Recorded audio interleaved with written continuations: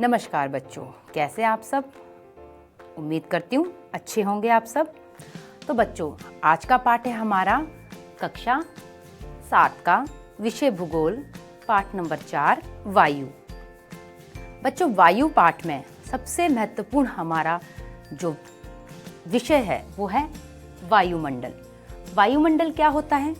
हमारी पृथ्वी चारों ओर से वायु की घनी चादर से घिरी हुई है, जिसे वायुमंडल कहते हैं।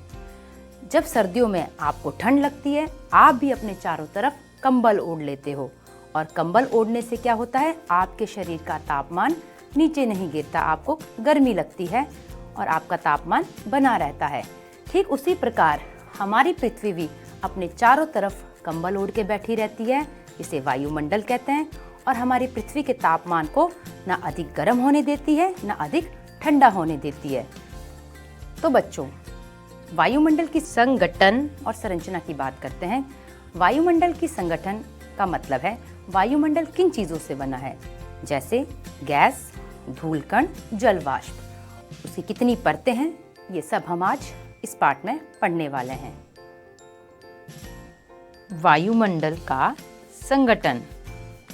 बच्चों, जिस वायु का उपयोग हम सांस लेने के लिए करते हैं, वास्तव में वे अनेक गैसों का मिश्रण होती है। नाइट्रोजन तथा ऑक्सीजन ऐसी दो गैसें हैं जिनसे वायुमंडल का बड़ा भाग बना है। Carbon dioxide, helium, ozone, argon एवं हाइड्रोजन कम मात्रा में पाई जाती है। इन गैसों के अलावा धूल के छोटे छोटे कण भी हवा में मौजूद होते हैं। बच्चों, चित्र 4.1 में वृत्तारेख दिया गया है, इसे देखें। इसमें वायु के विभिन्न संघटकों के प्रतिशत दर्शाए गए हैं। तो बच्चों, आप देख सकते हो, नाइट्रोजन 78% सबसे अधिक मात्रा में है हमारे वायुमंडल में।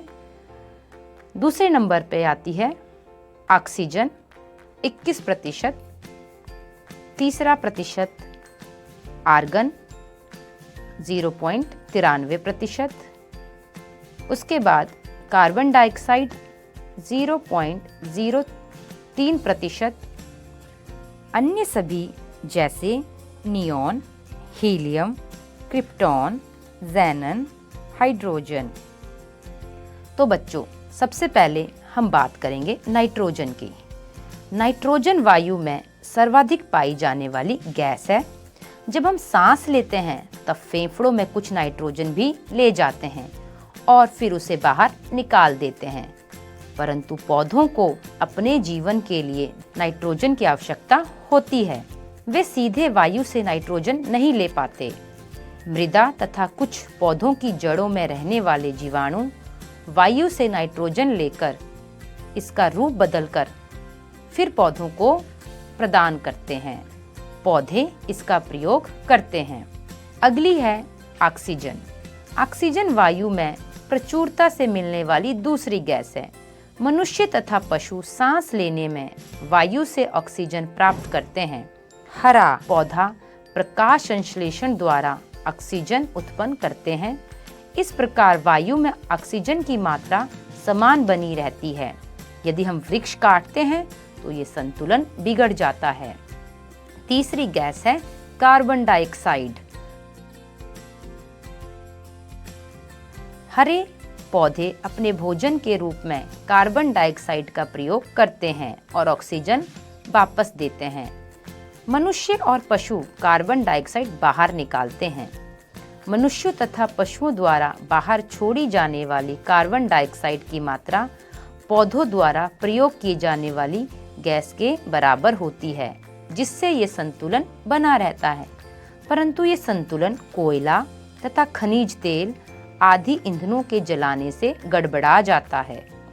वे वायुमंडल में प्रति वर्ष करोड़ों टन कार्बन डाइऑक्साइड की बढ़ोतरी करते हैं।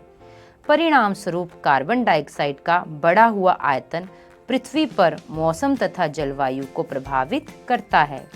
बच्चों, क्या आपने ग्रीन हाउस गैस और भूमंडलीय तापन के बारे में कभी सुना है? अगर नहीं सुना है तो मैं आपको बताती हूँ। कार्बन डाइऑक्साइड वायुमंडल में फैलकर पृथ्वी से सूरज की किरणों को वापस जाने नहीं देती। उससे पृथ्वी गर्म हो जाती है। इसी प्रभाव को ग्रीन हाउस गैस भी कहते हैं। ग्रीन हाउस गैस में carbon dioxide, chlorofluorocarbon, carbon monoxide 3 गैसें आती हैं और इसके अभाव में धरती इतनी ठंडी हो जाती है कि इस पर रहना असंभव होता है। किंतु जब कारखानों एवं कारों के धुएं से वायुमंडल में इसका स्तर बढ़ता है, तब इस ऊष्मा के द्वारा पृथ्वी का तापमान बढ़ता है। इसे ही भूमंडलीय तापन या ग्लोबल वार्मिंग कहते हैं। तो बच्चों, समझ आ गया ग्रीन हाउस गैस और ग्लोबल वार्मिंग।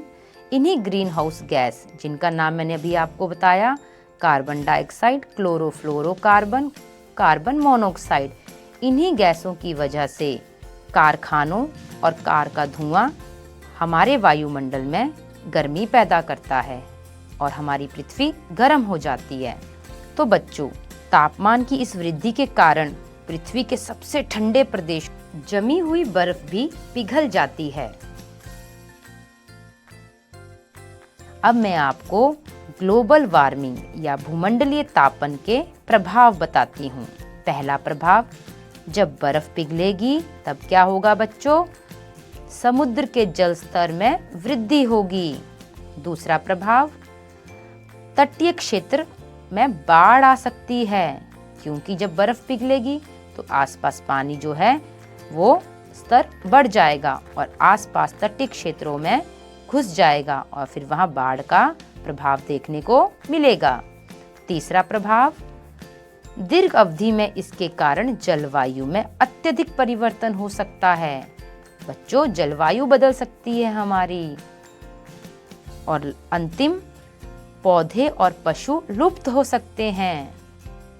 अगर जलवायु बदलेगी बच्चों, तो पौधे भी बदल जाएंगे और कुछ तो विलुप्त हो जाएंगे। जहाँ गर्मी होगी वहाँ ठंड हो जाएगी, जहाँ ठंड होगी वहाँ गर्मी हो जाएगी और पौधे अपने आप जो हैं खत्म हो जाएंगे। आओ बच्चों, अब मैं आपको वायुमंडल की संरचना बताती हूँ। वायुमंडल में 5 परतें हैं। हमारा वायुमंडल 5 परतों में विभाजित है, जो पृथ्वी की सतह से आरंभ होती हैं। सबसे पहली परत क्षोभ मंडल, दूसरी समताप मंडल, तीसरी मध्य मंडल, चौथी बाह्य मंडल और 5वीं बहिर्मंडल। तो आओ बच्चों, सबसे पहले हम इस चित्र को देखें। बच्चों, इस चित्र को ध्यान से देखो। चित्र 4.2, वायुमंडल की परतें। इस चित्र में आपको सबसे नीचे, जहां 10 लिखा हुआ है, उससे नीचे क्षोभ मंडल दिख रहा है, माउंट एवरेस्ट दिख रहा है। तो 0 से लेकर 10 के बीच में हमारा क्षोभ मंडल आता है। ये परत वायुमंडल की सबसे महत्वपूर्ण परत है। इस औसत ऊंचाई 13 किलोमीटर है। 0 से 10 के बीच में हमारा क्षोभ मंडल आता है, पर औसत ऊंचाई इसकी 13 किलोमीटर है। वायुमंडल की इस परत में मौजूद वायु में सांस लेते हैं। मौसम की बच्चों सारी घटनाएं, जैसे वर्षा, कोहरा, ओला, सब इसी परत में होता है। अगली परत है हमारी समताप मंडल। चित्र में देखो बच्चों, क्षोभ मंडल के बाद क्षोभ सीमा है। ये सीमा है। इस सीमा के बाद दूसरा मंडल शुरू होता है। आप देख सकते हो यहाँ समताप मंडल लिखा हुआ है और चित्र में आप देखो यहाँ एक हवाई जहाज भी बना हुआ है और ओजोन भी लिखा हुआ है। तो आओ मैं इसके बारे में आपको बताऊं। क्षोभ मंडल के ऊपर का भाग समताप मंडल कहलाता है। ये लगभग 50 किलोमीटर की ऊंचाई तक फैला है। ये परत बादलों एवं मौसम संबंधी घटनाओं से लगभग मुक्त होती है। इसके फलस्वरूप यहाँ की परिस्थितियाँ हवाई जहाज उड़ाने के लिए आदर्श होती है। आपको मैंने बताया था कि वर्षा, कोहरा, ओला सब क्षोभ मंडल में होता है। समताप मंडल में कोई भी मौसम की घटना नहीं होती है। इसी वजह से हवाई जहाज इसी परत पर उड़ाए जाते हैं। समताप मंडल की एक महत्वपूर्ण विशेषता ये है कि इसमें ओजोन गैस की परत होती है। ये ओजोन गैस सूर्य से आने वाली हानिकारक गैसों से हमारी रक्षा करती है। तो बच्चों, अगला मंडल है हमारा मध्य मंडल। चित्र में आप देख सकते हो, क्षोभ सीमा के बाद समताप मंडल था, समताप मंडल के बाद समताप सीमा है। अब ये सीमा खत्म होती है। ये सीमाएं संक्रमण रेखाएं हैं, जिनके उस पार दूसरे मंडल का अस्तित्व देखने को मिलता है। इस सीमा के दूसरी तरफ आता है हमारा अगला मंडल, मध्य मंडल। ये वायुमंडल की तीसरी परत है। ये समताप मंडल के ठीक ऊपर होती है। ये लगभग 80 किलोमीटर की ऊंचाई तक फैली है। अंतरिक्ष में प्रवेश करने वाला उल्का पिंड इसी परत में आने पर जल जाते हैं। अगला मंडल बाह्य वायुमंडल। आप चित्र में देख सकते हो, मध्य मंडल के बाद मध्य सीमा है। हर मंडल के बाद इनकी सीमाएं हैं। उन सीमाओं के बाद अगला मंडल आता है। तो मध्य सीमा के बाद आप देख सकते हो बाहरी वायुमंडल। इसमें बढ़ती ऊंचाई के साथ तापमान अधिक तीव्रता से बढ़ता है। आयन मंडल इसी परत का एक भाग है। बाह्य परत 80 से 400 किलोमीटर फैली है और इसी आयन मंडल में रेडियो संचार के लिए इस परत का उपयोग होता है। वास्तव में पृथ्वी से प्रसारित रेडियो तरंगे इसी परत द्वारा वापस पृथ्वी पर लौटा दी जाती है, यानी कि पृथ्वी पर परावर्तित कर दी जाती है। अगला और अंतिम मंडल है हमारा बहिर्मंडल। ये वायुमंडल की सबसे ऊपर की परत है। ये वायु की पतली परत है।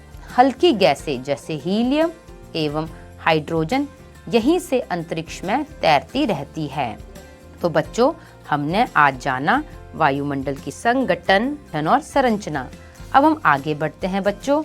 अब मैं आपको बताऊंगी मौसम एवं जलवायु के बारे में। बच्चों, आप सबको पता है, हम कहते हैं आज धूप निकली है, आज मौसम साफ है, आज बादल हैं, आज बारिश हो रही है। तो वो मौसम है। मौसम वायुमंडल की प्रत्येक घंटे तथा दिन प्रतिदिन की स्थिति होती है। जब गर्मी होती है और पसीने आते हैं, हम चिड़चिड़े हो जाते हैं। जब अच्छा मौसम होता है, हवादार होता है, हमें आनंद आता है, हम घूमने की योजना भी बना लेते हैं। मौसम नाटकीय रूप से दिन प्रतिदिन बदलता है, किंतु दीर्घकाल में किसी स्थान का औसत मौसम उस स्थान की जलवायु बताता है। तो बच्चों, यहाँ पर दोनों का अंतर समझने की हमें ज़रूरत है। मौसम हर घंटे बदलता रहता है, पर जलवायु वो नहीं बदलती। वो लंबे समय तक किसी स्थान के औसत मौसम की ही गणना होती है। कम से कम 30 वर्ष तक की गणना को हम जलवायु कहते हैं। तो बच्चों, आगे बढ़ें। बच्चों, मौसम और जलवायु को कौन कौन से कारक हैं जो प्रभावित करते हैं? मौसम कैसे बदलता है, जलवायु कैसे बदलती है? तो अब हम उनको बताते हैं। सबसे पहले तापमान। बच्चों, क्या आप जानते हो कि पृथ्वी सूर्य की ऊर्जा के 2,000,000,000 भाग का केवल एक भाग ही प्राप्त करती है। अगर पृथ्वी सूरज की ऊर्जा का अधिक भाग प्राप्त करेगी तब तो हम सब जल जाएंगे बच्चों। तो बच्चों, आओ अब हम बात करते हैं तापमान की। आप प्रतिदिन जिस तापमान का अनुभव करते हैं वे वायुमंडल का तापमान होता है। वायु में मौजूद ताप एवं शीतलता के परिमाण को तापमान कहते हैं। बच्चों, वायुमंडल का तापमान केवल दिन और रात में ही नहीं बदलता, बल्कि ऋतुओं के अनुसार भी बदलता है। शीत ऋतु की अपेक्षा ग्रीष्म ऋतु ज़्यादा गर्म होती है, ज़्यादा तापमान आपको महसूस होता है। अब आता है आतपन। आतपन को हम सूर्य तप भी कहते हैं। सूर्य तप मतलब सूरज की गर्मी, सूर्य का ताप। ये भी एक महत्वपूर्ण कारक है जो तापमान के वितरण को प्रभावित करता है। सूर्य से आने वाली वे ऊर्जा जिसे पृथ्वी रोक लेती है उसे आतपन कहते हैं। आतपन सूर्य तप की मात्रा भूमध्य रेखा से ध्रुवों की ओर घटती है। आपको पता होगा भूमध्य रेखा 0 डिग्री से शुरू होती है और ध्रुव 90 डिग्री उत्तर और 90 डिग्री दक्षिण तक होते हैं। तो जितना आप भूमध्य रेखा से दूर होते जाओगे उतना ही उस भाग में सूर्य तप घटता जाएगा। सबसे ज़्यादा सूर्य तप भूमध्य रेखा को मिलता है, इसीलिए तापमान उसी प्रकार घटता जाता है। पृथ्वी की गोलाई के कारण इसे प्राप्त सौर ऊर्जा की मात्रा अक्षांशों के अनुसार अलग अलग होती है। इसके परिणाम स्वरूप तापमान विषुवत वृत्त से ध्रुवों की ओर सामान्यता घटता जाता है। बच्चों, यहाँ देखो चित्र 4.3। यहाँ पर आपको कुछ मौसम की जानकारी के लिए यंत्र दिखाए गए हैं। पहला यंत्र है तापमापी। तापमान मापने के लिए इस यंत्र का उपयोग किया जाता है। दूसरा है वायुदाब मापी। वायुदाब के मापने के लिए इसका प्रयोग किया जाता है। तीसरा है वर्षा मापी। वर्षा की मात्रा को मापने के लिए वर्षा मापी का प्रयोग किया जाता है। और अंतिम है वात दिग्दर्शी। इससे पवनों की दिशा का पता लगाया जाता है कि पवन किस दिशा से किस दिशा की तरफ जा रही है। तो बच्चों, तापमान को मापने की मानक इकाई डिग्री सेल्सियस है। इसका आविष्कार एंडर्स सेल्सियस ने किया था। सेल्सियस पैमाने पर जल 0 डिग्री सेल्सियस पर जमता है और 100 डिग्री सेल्सियस पर उबलता है। बच्चों, अब हम बात करते हैं अगले कारक की, वो है वायुदाब। ये वायुदाब क्या होता है बच्चों? वो आपको दिखती नहीं है, पर उसका एक दाब होता है, वो दबाव डालती है, उसी को कहते हैं वायुदाब। तो बच्चों, पृथ्वी की सतह पर वायु के भार द्वारा लगाया गया दाब वायुदाब कहलाता है। वायुमंडल में ऊपर की ओर जाने पर दाब तेजी से गिरने लगता है। समुद्र स्तर पर वायुदाब सबसे ज्यादा होता है और जितना आप ऊंचाई पर जाओगे समुद्र से पहाड़ों की तरफ, वो दाब घटता जाएगा। अधिक तापमान वाले क्षेत्र में वायु गर्म होकर ऊपर उठती है, वहां पर निम्न दाब क्षेत्र बनता है। और निम्न दाब क्षेत्र बादल युक्त आकाश और नम मौसम के साथ जुड़ा हुआ होता है।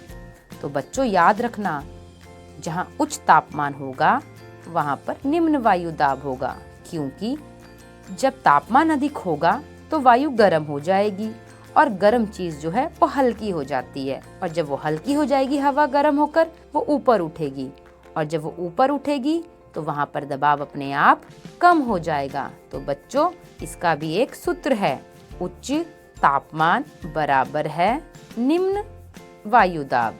कम तापमान वाले क्षेत्रों की वायु ठंडी होती है, इसके फलस्वरूप ये भारी होती है। तो बच्चों, जहाँ पर तापमान कम होगा वहाँ की वायु ठंडी होगी, और जब वायु ठंडी होगी तो वो कैसी हो जाएगी? भारी। और जब वो भारी हो जाएगी तो वहाँ पर वायु का दबाव ज़्यादा होगा। तो इसका भी एक सूत्र है, निम्न तापमान बराबर है उच्च वायुदाब। तो उच्च वायुदाब के कारण वहाँ पर स्पष्ट और स्वच्छ आकाश होगा, जबकि निम्न वायुदाब में क्या होता है? बादल होते हैं आकाश में, आसमान साफ नहीं होता, ना ही स्पष्ट होता है। तो वायु सदैव उच्च वायुदाब क्षेत्र से निम्न वायुदाब क्षेत्र की ओर जाती है। तो बच्चों, ये भी याद रखना कि वायु हमेशा उच्च दाब से शुरू होकर निम्न दाब की तरफ जाती है, क्योंकि उच्च दाब में वहाँ पर हवा का दबाव ज़्यादा हो चुका है। अब उसे वहाँ से कहीं और जाना है, और वो कहाँ जाएगी? जहाँ पर हवा का दबाव कम होगा। बच्चों, क्या आप जानते हैं चांद पर वायु नहीं है, इसीलिए वहाँ पर वायुदाब भी नहीं है। अंतरिक्ष यात्री जब चांद पर जाते हैं तो वो विशेष रूप से सुरक्षित हवा से भरी हुई अंतरिक्ष पोशाक पहनते हैं। यदि वे इस अंतरिक्ष पोशाक को ना पहने तो अंतरिक्ष यात्री के शरीर द्वारा विपरीत बल लगाने के कारण उनकी रक्त शिराएं फट सकती हैं और उससे अंतरिक्ष यात्री खून से लथपथ हो सकते हैं। आओ बच्चों, अब बात करते हैं तीसरे कारक की, पवन। अभी मैंने आपको बताया कि वायु हमेशा उच्च दाब से निम्न दाब वाले क्षेत्र की ओर चलती है। तो यहाँ भी फिर से मैं इसे आपको बताती हूँ कि उच्च दाब क्षेत्र से निम्न दाब क्षेत्र की ओर वायु की गति को ही पवन कहते हैं। आप पवन को काम करते देख सकते हैं, जब ये सड़क पर गिरी पत्तियों को उड़ाती है अथवा तूफान के समय पेड़ों को उखाड़ देती है। कभी कभी जब पवनें धीरे बहती हैं तो आप इसे महीन धूल या धुआं को उड़ाते देख सकते हैं। बच्चों, पवनें 3 प्रकार की होती हैं। इन्हें 3 प्रकारों में विभाजित किया जाता है। आओ हम चित्र 4.4 के साथ समझें। चित्र 4.4 में आपको प्रमुख वायुदाब पेटियां दिखाई दे रही हैं। ये जो रंग दिख रहे हैं आपको, नीले और बैंगनी और गहरा नीला, ये सब वायुदाब पेटियां हैं। इन वायुदाब पेटियों के आसपास आपको ये लाल रंग की तीर जैसी रेखाएं दिख रही हैं। यही रेखाएं पवन हैं। अब मैं आपको 3 पवनों के बारे में बताती हूँ। पहली पवन स्थायी पवन। स्थायी मतलब वो हमेशा चलती हैं। दूसरी पवन मौसमी पवनें, जो मौसम के अनुसार चलती है। और तीसरी पवन स्थानीय पवन, वो उस छोटे से क्षेत्र में चलती है। अब हम बात करते हैं स्थायी पवनों की। स्थायी पवनों में आती हैं व्यापारिक पवनें, पछुआ पवनें, ध्रुवीय पवनें। पृथ्वी के विस्तृत क्षेत्र पर एक ही दिशा से वर्ष भर चलने वाली पवनों को स्थायी पवनें कहते हैं। स्थायी पवनें एक वायुदाब कटिबंध से दूसरे वायुदाब कटिबंध की ओर नियमित रूप से चला करती हैं। अगर आप इस चित्र को देखोगे तो आपको ये पीले पीले क्षेत्र में पवनों के नाम दिख रहे हैं। जैसे सबसे पहले हम बात करेंगे 0 डिग्री पर, यानी भूमध्य रेखा पर। इसके ऊपर 23.5 डिग्री उत्तर और इसके नीचे 23.5 डिग्री दक्षिण में आपको दिख रहा है उत्तर पूर्वी व्यापारिक पवनें और नीचे दक्षिण पूर्वी व्यापारिक पवनें। तो ये जो व्यापारिक पवनें हैं ये स्थायी पवनें हैं। ये हमेशा पूरे वर्ष इसी तरह चलती हैं। इनकी दिशा भी यही होती है। उसके बाद बारी आती है हमारी 35 डिग्री उत्तर से 60 डिग्री उत्तर में सनातन पछुआ पवनें। ठीक उसी तरह दक्षिण में भी 35 डिग्री दक्षिण से 60 डिग्री दक्षिण के बीच में सनातन पछुआ पवनें। फिर बारी आती है तीसरी पवनों की, हमारी ध्रुवीय पवनें। 60 डिग्री उत्तर से 90 डिग्री उत्तर के बीच में और दक्षिण में भी 60 डिग्री दक्षिण से 90 डिग्री दक्षिण के बीच में। तो ये पीला जो क्षेत्र है ये हमारी स्थायी पवनें हैं, जो पूरे साल पूरे वर्ष अपनी इसी तरह से चलती हैं। ये अपना रास्ता कभी नहीं बदलती। तो 3 हो गई हमारी स्थायी पवनें बच्चों, व्यापारिक पवनें, पछुआ पवन, ध्रुवीय पवन। मौसमी पवनें, जिन पवनों की दिशा मौसम या समय के अनुसार बिल्कुल उलट जाती है उन्हें मौसमी पवनें कहते हैं। जैसे मैंने आपको बताया कि स्थायी पवनें अपनी दिशा नहीं बदलती, उनकी दिशा वर्ष भर निश्चित होती है, जबकि मौसमी पवनें मौसम के अनुसार अपनी दिशा बदलती रहती है। तीसरा है स्थानीय पवनें। ये पवनें किसी छोटे क्षेत्र में वर्ष या दिन के किसी विशेष समय में चलती है। उदाहरण के लिए स्थल समीर और जल समीर। समुद्र समीर स्थल की गर्म हवा हल्की होकर ऊपर उठती है और समुद्र की ठंडी हवा आकर उसका स्थान ग्रहण कर लेती है। इसे समुद्र समीर कहते हैं। इस प्रकार दिन के समय वायुमंडल की निचली परतों में समुद्र समीर बहता है और समुद्र तटीय पट्टी के मौसम को प्रभावित करता है। स्थल समीर रात के समय तेज भौमिक विकिरण स्थल को निकटवर्ती समुद्र की तुलना में अधिक ठंडा कर देता है। इसके कारण स्थल पर उच्च वायुदाब और समुद्र पर अपेक्षाकृत निम्न वायुदाब विकसित हो जाता है। वायु स्थल से समुद्र की ओर बहना शुरू कर देती है, जिसे स्थल समीर कहते हैं। दूसरा है लू। आप सबको पता है लू उत्तर भारत में गर्म और शुष्क स्थानीय पवनें हैं, जो गर्मियों में बहुत चलती हैं और आपके माता पिता हमेशा कहते हैं कि बच्चों घर से बाहर मत निकलो, लू लग जाएगी। तो बच्चों ये थी हमारी 3 पवनें। बच्चों अब हम बात करते हैं अगले कारक की, आर्द्रता। जब जल पृथ्वी एवं विभिन्न जलाशयों से वाष्पित होता है तो ये जलवाष्प बन जाता है। वायु में किसी भी समय जलवाष्प की मात्रा को आर्द्रता कहते हैं। जब वायु में जलवाष्प की मात्रा अत्यधिक होती है तो उसे हम आर्द्र दिन कहते हैं। जैसे जैसे वायु गर्म होती है, इसकी जलवाष्प धारण करने की क्षमता बढ़ती जाती है और इस प्रकार ये और अधिक आर्द्र हो जाती है। आर्द्र दिन में कपड़े सूखने में काफी समय लगता है एवं हमारे शरीर में पसीने भी नहीं सूखते और हमें अच्छा नहीं महसूस होता। जब जलवाष्प ऊपर उठता है तो ये ठंडा होना शुरू हो जाता है और संघनित होकर ठंडा होकर जल की बूंद बन जाता है। बादल इन्हीं जल बूंदों का ही एक समूह होता है। जब जल की ये बूंदें इतनी भारी हो जाती है कि वायु में तैर नहीं सकती, तब ये वर्षण के रूप में, वर्षण क्या होता है बच्चों, वो वर्षा भी हो सकता है, हिमपात और ओलावृष्टि भी हो सकता है, उसी के रूप में ये नीचे आ जाती हैं। आकाश में उड़ते हुए जेट हवाई जहाज अपने पीछे सफेद पथ चिन्ह छोड़ते हैं। बच्चों आपने देखा होगा कभी कभी आसमान में जब कोई जेट हवाई जहाज जाता है तो आपको लगता है कि उसने पीछे एक सफेद धुआं छोड़ा है और वो एक रेखा की तरह आपको दिखाई देता है। तो बच्चों उसके पीछे क्या वजह है? इनके इंजनों से निकली नमी संघनित हो जाती है। वायु के गतिमान न रहने की स्थिति में ये संघनित नमी कुछ देर के लिए आपको एक पथ के रूप में दिखाई देती है। तो बच्चों अब ये याद रखना, जब आपको हवाई जहाज के पीछे सफेद पथ दिखे तो समझ जाना कि ये इंजन से निकली हुई नमी है और वो नमी जो है अब कठोर हो गई है और उसी वजह से वो आपको एक पथ की तरह या रेखा की तरह आसमान में दिखाई दे रही है। पृथ्वी पर जल के रूप में गिरने वाला वर्षण वर्षा कहलाता है। तो बच्चों वर्षा का जो पानी है वो जमीन के अंदर जब चला जाता है उसे भौम जल कहते हैं। पौधे जल संरक्षण में मदद करते हैं और कई बार अधिक वर्षा की वजह से बाढ़ भी आ जाती है। तो बच्चों क्रियाविधि आधार पर वर्षा के 3 प्रकार होते हैं। पहला प्रकार संवहनी वर्षा, दूसरा प्रकार पर्वतीय वर्षा, तीसरा प्रकार चक्रवाती वर्षा। तो बच्चों आओ हम चित्र 4.5 देखें। पहला चक्रवाती वर्षा।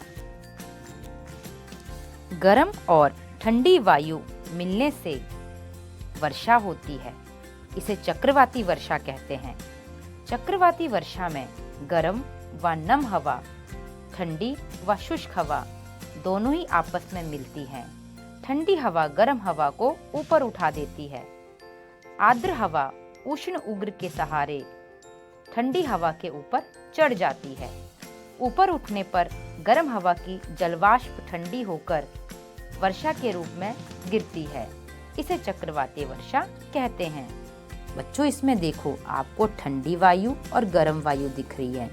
मैंने आपको बताया था गर्म वायु हल्की होती है, वो ऊपर उठ रही है और ठंडी वायु भारी होती है जो नीचे है। जब ये दोनों मिलती हैं ठंडी और गर्म वायु, तो बीच में आपको एक रेखा दिख रही है जो जमीन से आसमान की तरफ को जा रही है। यहाँ पर ये दोनों जब मिलती है ठंडी और गर्म वायु, इनके टकराने से वर्षा होती है, उसे हम कहते हैं चक्रवाती वर्षा। दूसरे चित्र में देखो बच्चों पर्वतीय वर्षा। इसमें पर्वत होता है, पर्वतों की वजह से ये वर्षा होती है। आप देखो इधर एक झील है, उस झील से हवा ने नमी ले ली और जब हवा ने नमी ले ली, अब हवा आगे जब बढ़ रही है तो रास्ते में पर्वत आने से हवा को आगे बढ़ने में दिक्कत हो रही है और दिक्कत का सामना करने की वजह से अब वो पर्वतों को टकराकर वर्षा कर रही है, तो इसे कहते हैं पर्वतीय वर्षा। तीसरी वर्षा संवहनी वर्षा। संवहनीय वर्षा गर्म और आर्द्र वायु के अधिक ऊंचाई तक ऊपर उठने से ही संवहनीय वर्षा होती है। ग्रीष्म काल में धरातल के बहुत गर्म होने से ऊर्ध्वाधर धाराएं पैदा होती हैं। जैसे जैसे धरातलीय वायु ऊपर उठती है, ये फैलती है और ठंडी हो जाती है और अधिक ऊंचाई पर पहुंचकर संतृप्त हो जाती है। फिर इसके जलवाष्प का संघनन होता है और वृष्टि हो जाती है। इसमें गर्म वायु ऊपर उठ रही है और अपने साथ पानी की बूंदें भी लेकर जा रही हैं। हवा में नमी है और ऊपर जाकर वो बादलों के रूप में संघनित हो रही है नमी, और बादल यहाँ पर वर्षा के रूप में उन बूंदों को वापस नीचे भेज रहे हैं। तो ये 3 वर्षा के प्रकार थे। तो बच्चों, पौधे और जीव जंतु को जीवित रहने के लिए वर्षा बहुत ही महत्वपूर्ण है। इससे धरातल को ताज़ा जल मिलता है, और अगर वर्षा कम हो जाए तो जल की कमी और सूखा हो जाता है, और अगर ज़्यादा हो जाए तो बाढ़ आ जाती है। बच्चों, जाते जाते मैं आपको एक बात बता दूं। क्या आप जानते हो वर्षण के दूसरे रूप भी हैं? मैंने आपको ऊपर भी बताया था वर्षण के बारे में। मैं फिर से आपको याद दिला रही हूँ कि वर्षण के दूसरे रूप हिम, सहिमवृष्टि तथा ओलावृष्टि है। आओ बच्चों, कुछ प्रश्न उत्तर बताएं हम। सही उत्तर चिन्हित कीजिए। निम्नलिखित में से कौन सी गैस हमें सूर्य की हानिकारक किरणों से बचाती है? विकल्प है कार्बन डाइऑक्साइड, नाइट्रोजन, ओजोन। सही उत्तर है ओजोन। अगला प्रश्न, वायुमंडल की निम्न परतों में से कौन सी बादल विहीन है? विकल्प है क्षोभमंडल, समताप मंडल, मध्य मंडल। उत्तर है आपका समताप मंडल। अगला प्रश्न, वायुमंडल की परतों में जब हम ऊपर जाते हैं तब वायु दाब बढ़ता है, घटता है, समान रहता है? उत्तर है घटता है। अगला प्रश्न, जब वृष्टि तरल रूप में पृथ्वी पर आती है उसे हम कहते हैं बादल, वर्षा या हिम? सही उत्तर है वर्षा। धन्यवाद बच्चों इस वीडियो को देखने के लिए और हमारे पाठ को समझने के लिए। आशा करती हूँ आप स्वस्थ रहेंगे, सुरक्षित रहेंगे। खूब पढ़ें, खूब